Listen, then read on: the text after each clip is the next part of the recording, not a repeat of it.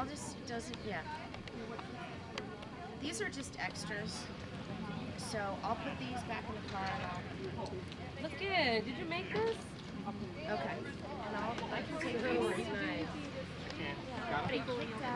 No, I'm going to hold one. That's your fault. Do we need help with the flowers? Well, the only thing is that they just stay. Huh? What? Right, if there's no good time. Sorry, my eyes were closed.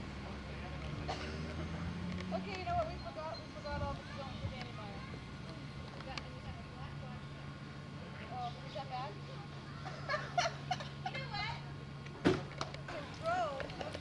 It's the best happy time. Natasha. Okay. Because Natasha looks like she's having fun. Well, that's no. Somebody's not good. You, that's one of my favorite kinds of sweet. This is where they go. Oh.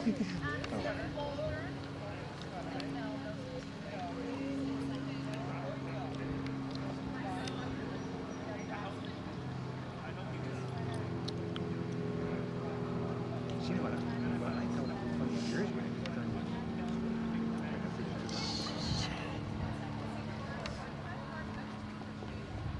Where are we? Right here? Hi, Marin. This is John's mother. Just sit your up there. Oh, I forgot my thing. We have a few extra pancakes. Don't worry. Wait, let me just see. Let's see if you don't have it on your teeth.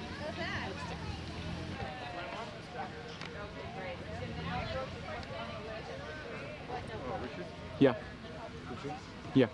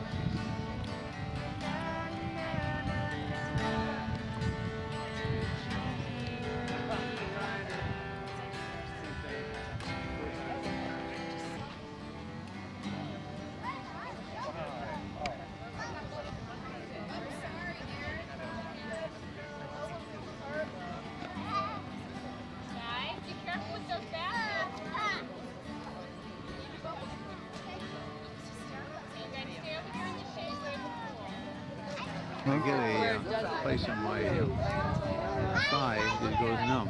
Yeah. And it's just a pinched nerve. And for a few days, it gets a little better. So it still happens even after the surgery? Yeah. In fact, it didn't change that bit. The only difference is I get on both sides now. I used to get them. Both of us making 10 different. Congratulations. Hello? You the water boy? I'm glad you made it.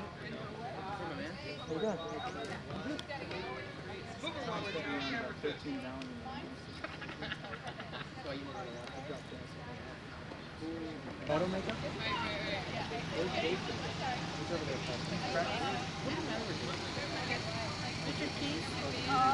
Whose?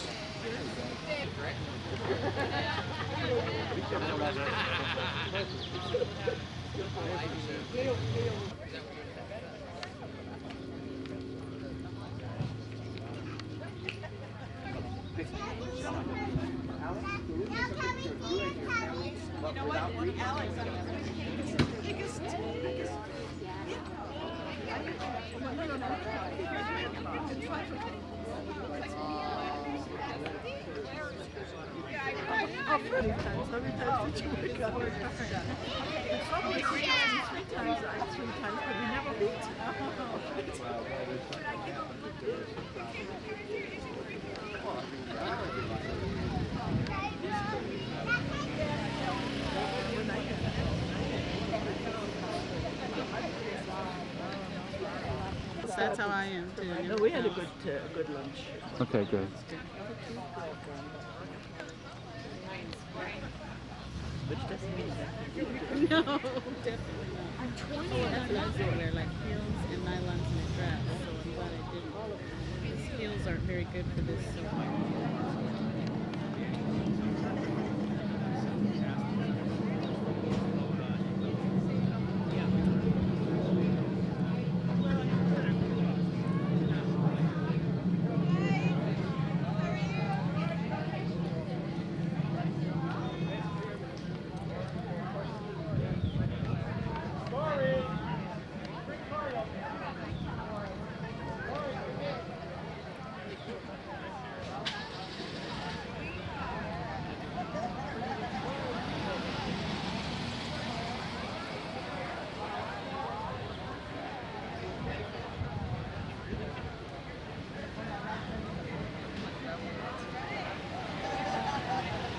You're next! You're next! Thank you. I'm always cold. Did you find it okay? Did you get stuck on that? Did you get stuck on that tunnel? We had to wait. Oh, we had to wait the full time. We must have just got in. There was one car in front of us. So by the time it was time to go, there was I think sitting that far back the cars went.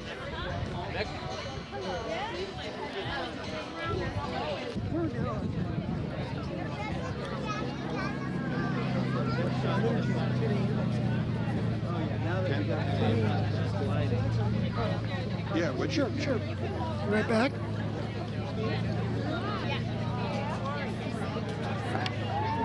No, that really bugs me too. They said, how you been? I said, okay. You sound really fine. You sound strong. Your voice sounds good. How did you was weak before? What, the other you didn't like?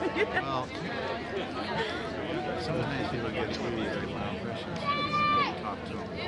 I know. Hey, look, Daddy. Flower girl. Fine. Great. Flower girls have to be up there now. I think actually the heat feels like when I got hot.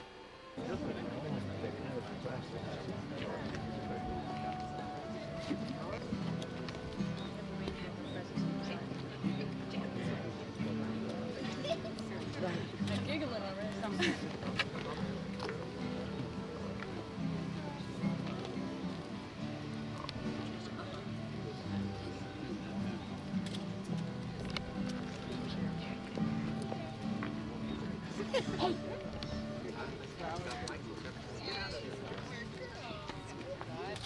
Yeah, I know. They all are. I'll think with this short. Here it is. Doesn't matter.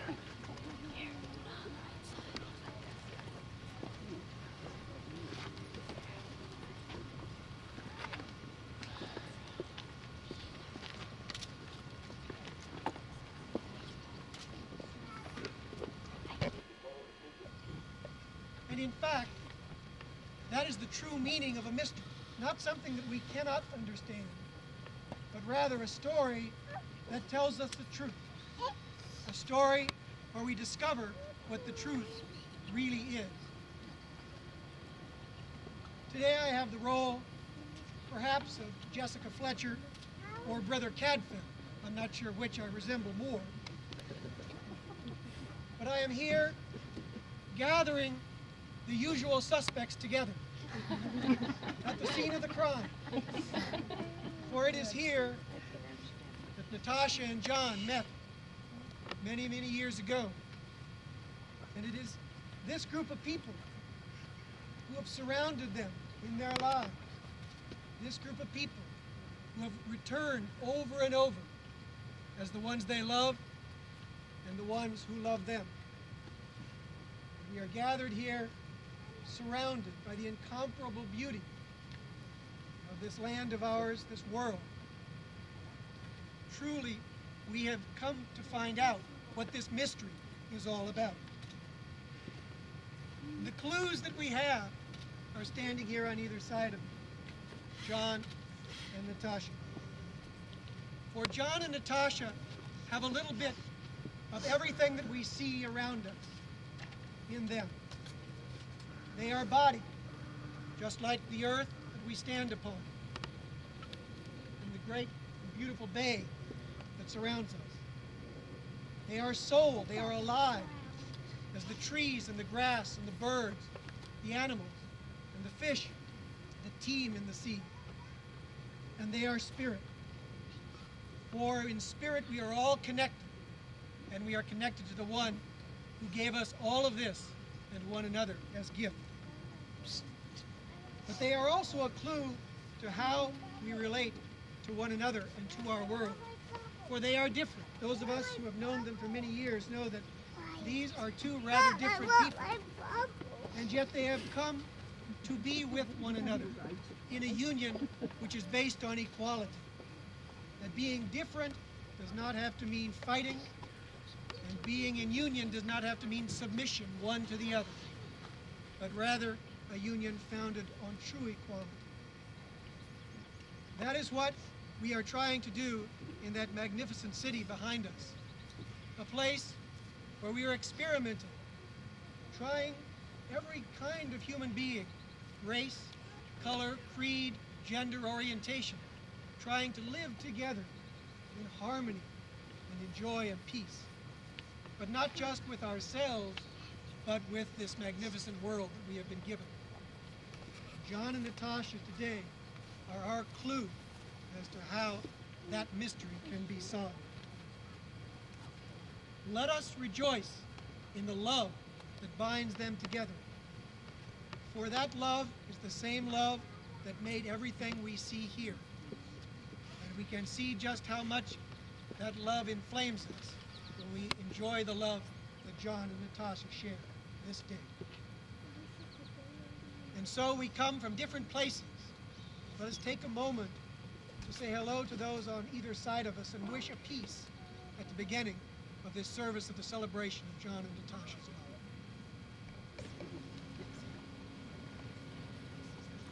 Patient, love is kind, and is not jealous. Love does not brag and is not arrogant. Does not act unbecomingly. It does not seek its own. Is not provoked. Does not take into account a wrong suffered. Does not rejoice in unrighteousness, but rejoices with the truth. Bears all things, believes all things, hopes all things, endures all things. Hello, everyone. When I asked John what to wear to the wedding, he dared me to wear a vest covered with animal tracks. Well, I didn't have one, nor had I really been thinking of making one, so the question of what tracks to put on such a vest was a wide open one. Natasha and John had also asked me to speak at their wedding and perhaps say something about spirituality. So somehow that and the vest got me to thinking about a story that happened up in Portland, Oregon, where I live. A well-respected wildlife photographer published a photo he had taken of some tracks in the mud, and he labeled it great blue heron tracks in the mud. Nobody questioned how he knew that they were great blue heron tracks. That is, not until I pointed out that they were actually Canada goose tracks. I pointed that out to the editor, and the editor got on the email to the photographer, and the photographer got on the email to me, and eventually we talked on the phone. And as it turned out, he hadn't actually seen a great blue heron make those tracks. What he had found were large bird tracks in the mud and a great blue heron nearby. And then, well, he just didn't think about it. It seemed like the conclusion was obvious. And isn't life just like that sometimes? How often do we fail to see what is really there? And how often do we take the time to look beyond life's surface and acknowledge the truth that is there? And isn't that a part of being spiritual? Embracing life as it is and appreciating its deeper meanings, even in the commonplace. John and Natasha each have views on spirituality, and I liken these views to a vessel, to a ship, something that contains, keeps safe, and provides both a direction and a means to sail out on the ocean of life and a home to return to. As we gathered here might expect, relationship and family connections occupy an important place in their vessels. And for Natasha, an important part of that vessel is a sensitivity to and an emphasis on what is just in this world. The truth must be told if we are to stay afloat, for the truth nourishes us and feeds us what we most need. She sees the influence of her family here, and in particular her mother, Zona. Another important part of their spiritual vessels is filled with a love for nature, and in particular a love of the sea. The headlands where we stand today are themselves of the sea, and at its ragged edges they are returning to the sea. They met here as instructors working for the Institute. They not only lived here, but each and every workday was spent among these hills, beneath whatever weather the great Pacific threw our way.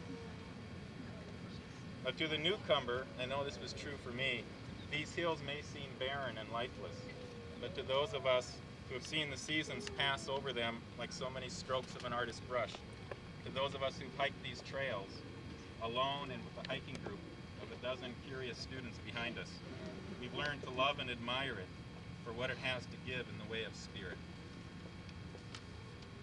From where we are standing right now, I invite you to use your imaginations and to look with me back in time 8 years. Are you ready? 8, 7, 6, 5, 4, 3, 2, 1. Look! On top of that hill there, where that red tail is kiting, do you see the group of short-legged 6th graders with colorful backpacks bobbing, struggling to keep up with their leader? And over here at the picnic tables, why, it's Natasha.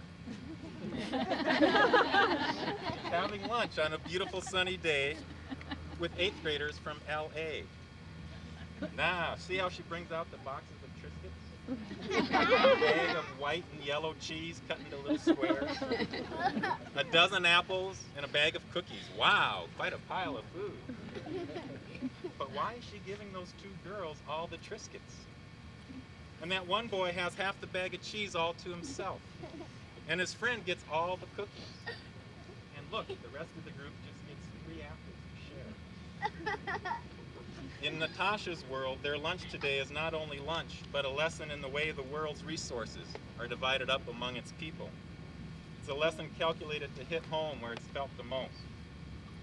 After lunch, which by the way was eventually shared more equally, she takes them to her favorite place, down to where the land falls into the sea, to a world of invertebrate animals, where everything is either very soft or very, very hard, where truthful things sting and pinch and scuttle and wave to and fro in the tide pools, while wide-eyed seals look on from nearby rocks.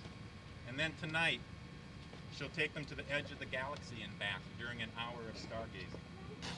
In finding Natasha at work in the Headlands, we find a thinker and a doer, someone living her life deeply and honestly, her spirit open to the gift of grace. Now look, over there. See that man with the hand lenses all hanging around his neck? Could that be Dr. Willow? Sure looks like him. But why is he having those students crawl around on their bellies? What are they looking for? Oh, he says they're following their very own bug guides. How did these bug guides, how did they meet, we wonder? Oh, at lunch, he says. And where are they going, we wonder? Going, he says? Why, they're not going anywhere. They're already here. It wasn't long after John arrived at the Headlands that nature characters, who I imagine had lived here all along, began to literally come out of the woodwork singing. Doc Willow was discovered living in the time tunnel. Willie Willow, the wandering waif, emerged from the mud to teach in rhyme and then slipped back into the slime. There was the hair man, Ishmael, Mr. Pelican, the goat man, and the buoy tender. This old son. John helped bring these characters, these spirits, if you will, to life. It was his imagination, yes, but it was also the way in which the Spirit in his teaching touched those who worked with him. John's unwavering belief that life's inherent nature is creative affected all of us, and the Headlands have never been the same since. As far as John can figure, life is just one big party that we all got invited to. Growing up the youngest Carlstrom, Marianne and Charles and 8 older siblings, is it any wonder? So John and Natasha met here and grew to know one another amongst a rich community of human and natural friends. And we all, I imagine, have our recollections and stories of those early days, and how romance sparked between them and kindled and glowed and flamed and kindled and glowed, and how over the years their love unfolded and has kept on growing through changes in living situations, jobs, living situations. How it has kept on leading them to this point in time. So it's fitting that we, the relationships and family that they hold so dear, are gathered today in this place of beauty, where the land and sea embrace one another. We have all come here to witness and to share our joy as John and Natasha recognize and create between them a third vessel of spirit, a vessel that shall contain and protect them both, a vessel that shall nourish their individual spirits and help to carry them as they explore and party on in the ocean of life. So John and Natasha and John, we wish you the best, and may the spirit that moves all things. Before I start, I wanted to say how happy I am about this occasion and how honored I am to be part of everyone here. I don't know where this is from.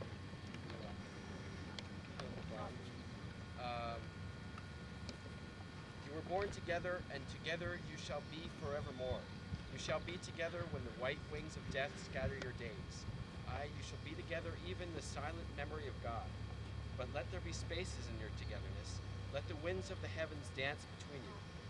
Love one another, but make not a bond of love.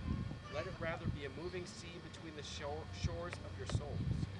Fill each other's cup, but drink not from one cup. Give one another of your bread, but eat not from the same loaf.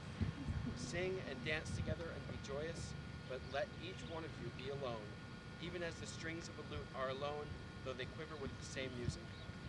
Give your hearts, but not into each other's keeping, for only the hand of life can contain your hearts. And stand together, yet not too near together, for the pillars of the temple stand apart, and the oak tree and the cypress grow not in each other's shadow. We are nature. Long have we been absent, but now we return. We become plants, trunks, foliage, roots, bark. We are bedded in the ground. We are rocks. We are oaks. We grow in the openings side by side. We browse. We are two among the wild herds, spontaneous as any. We are two fishes swimming in the sea together. We are two predatory hawks. We soar above and look down. We are two resplendent suns. We it is who balance ourselves, orbic and stellar. We are as two comets. We prowl fanged and four-footed in the woods. We spring on prey. We are seas mingling. We are two of those cheerful waves rolling over each other. We are what the atmosphere is, transparent, receptive, pervious, impervious. We are snow, rain, cold, darkness. We are each product and influence of the globe. We have circled and circled until we have arrived home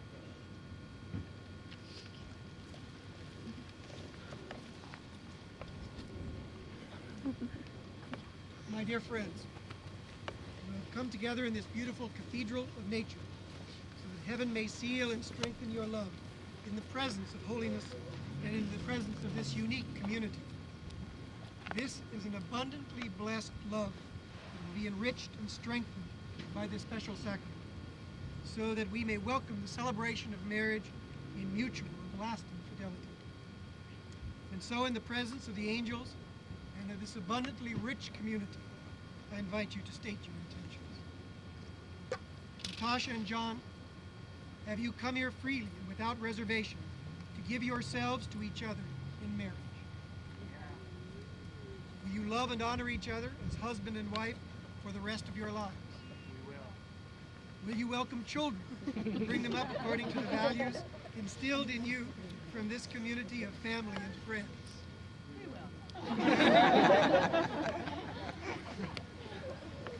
Since it is your intention to enter into marriage, join your right hands and declare your consent before God and those here, we who love and honor.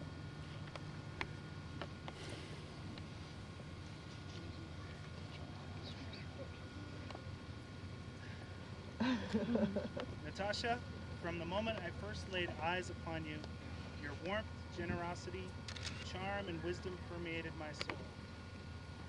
You are my best friend, my confidant, my solace, and my fire. You bring joy to my days and wonder to my nights. You are the sun, the moon, the rock of my conscience, and the ocean of my hopes. I will love, honor, and encourage you to be fulfilled all the days of my life, through sickness, health, and all adversity that may lay in front of us on this uncharted path toward togetherness.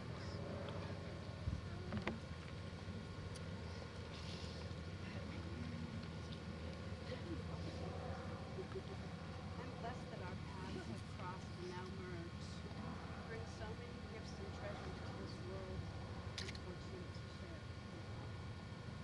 You've allowed me to develop a deeper understanding of the capacity for love, of myself, of each other, of family, and community. You continue to inspire me with your unending compassion and love for life. You satiate my very being. You nurture my spirit. You enlighten me with new ways of thinking. You soothe my soul, and you fulfill my heart with deepest joy.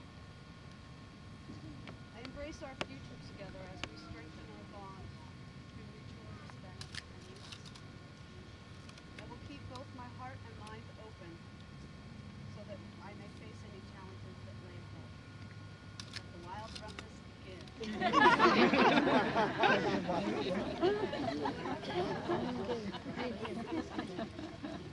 And you, John, take Natasha to be your wife. You promise to be true to her in good times and in bad, in sickness and in health, to love her and honor her all the days of your life. Do you, Natasha, take John to be your husband? You promise to be true to him in good times and in bad, in sickness and in health, to love him and honor him all the days of your life. You have declared your consent before the heavens and the members of this community. May God and all that is good strengthen your consent and fill you both with blessings from on high. What heaven has joined, let no human divide. Amen.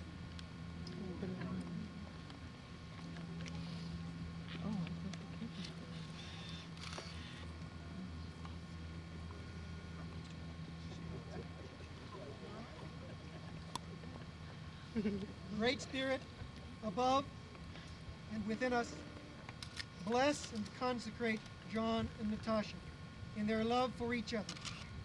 May these rings be a symbol of true faith in each other and always remind them of their love.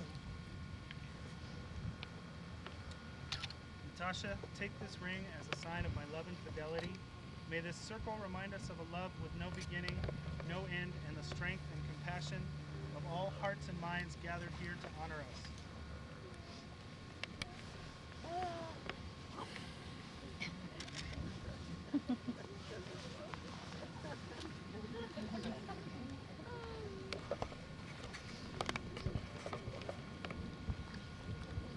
John, take this ring as a sign of my love and fidelity. May this circle remind us of a love with no beginning, no end, and the strength and compassion of all hearts and minds gathered here to honor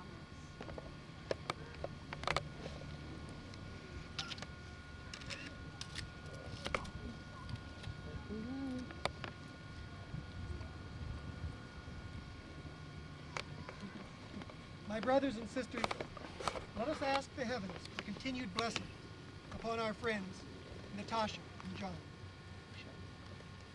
Creator of the universe, source of all life, we humbly pray for Natasha and John, who are united in this rare bond of marriage. May our fullest blessing come upon them so that they may rejoice in the gift of married love.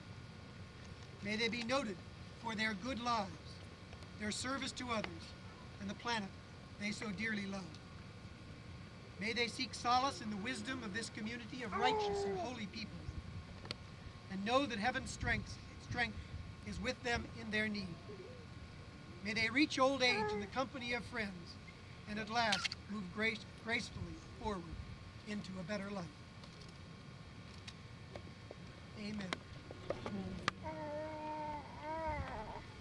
As we conclude our service, you are all invited to continue this great celebration at the Golden Gate Club. I think that you have directions. If you don't, probably one of those people that you said hello to at the beginning of the service has one of those green sheets. Will be able to help you in getting to the reception. We will be concluding with two, or actually three, symbols of this love. A kiss, known to all of us. The service of breaking the glass, an ancient service, a symbol of this love between John and Natasha. And a new symbol, that of bubbles, or as they process out, will be an appropriate time to use bubbles rather than rice, somewhat more ecologically friendly way of celebrating this love. Oh, this is the glass. Kiss, kiss, kiss.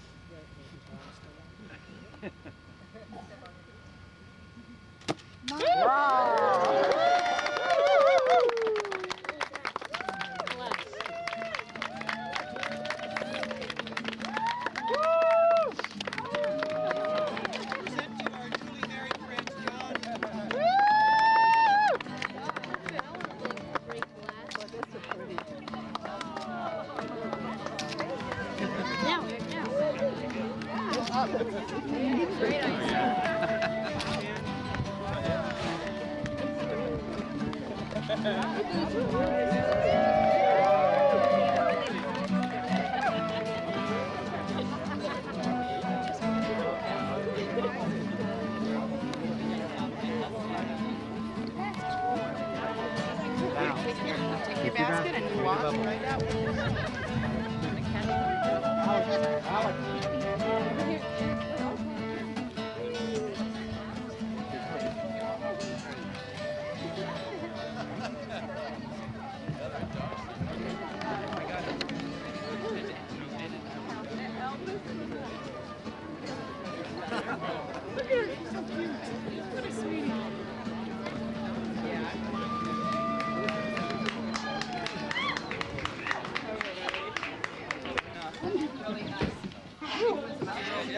Here we go. Here we go, Luke. But she didn't notice that you were sitting there. Marin, where's my chart?